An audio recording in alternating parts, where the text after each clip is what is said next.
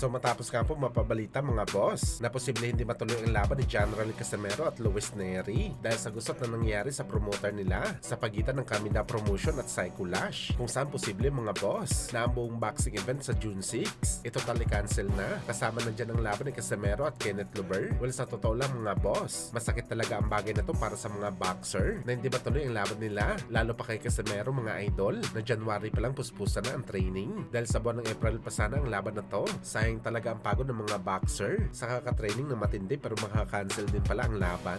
Bagamat meron naman mga Japanese boxing fans mga boss ang nagsabi na oras na daw para magsanib puwersa ang Kamida Promotion sa Tekken Promotion at magpasaklulo na ito sa boxing event sa June 6. Kung talaga nagkakaproblema si Koki Kamida sa gastos, Tekken Promotion lang daw talaga mga boss ang kayang tumulong sa Kamida Promotion. Sa mga hindi po nakakaalam mga boss, ang Tekken Promotion din ang may hawak kay Naoya Inoue pero mortal na karibal nila ang Kamida Promotion. Napakasayang talaga mga idol ang boxing event ni Koki Kamida. Malalaking isda sanang lalaban dito at pwede talaga makasold out ng boxing venue.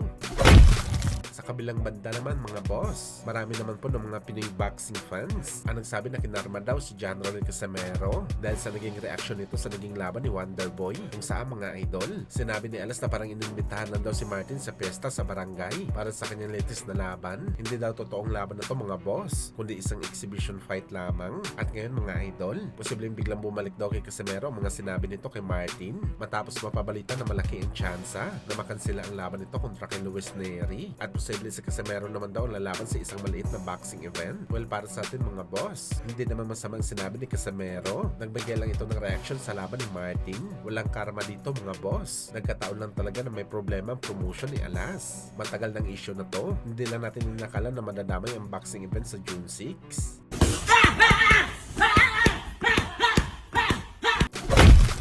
Sa kabilang banda naman mga idol, malungkot naman po na sinabi ni Adrian Broner na ang dahilan daw kung bakit namulubi ito mga boss at naubos kagad ang malaking pera nito na kinita niya sa boxing sports dahil sa child support nito sa kanyang mga anak, kung saan meron daw itong 10 anak sa 6 na magkakaibang nanay at halos $17,000 daw mga boss ang child support nito kada buwan, 1 million pesos para sa pera natin ang binabayaran ni Broner. At dito daw nagsimula ang vision nito mga boss. Madami daw ang pera nito matapos ang laban niya kay Manny Pacquiao. Halos kumita daw ito ng $12 million. Kasing laki na daw kinita nito sa buong laban niya sa kanyang karera. Pero hindi daw tumagal ang pera na yun kay Pacman at naubos din. Sa katunayan daw nito mga boss, ang kinita daw ni Broner sa laban nito kay Pacman, doon daw nag-umpisa na masira ang kanyang buhay dahil marami daw itong pera pero waldas ng waldas lang ito dahil sa bisyo.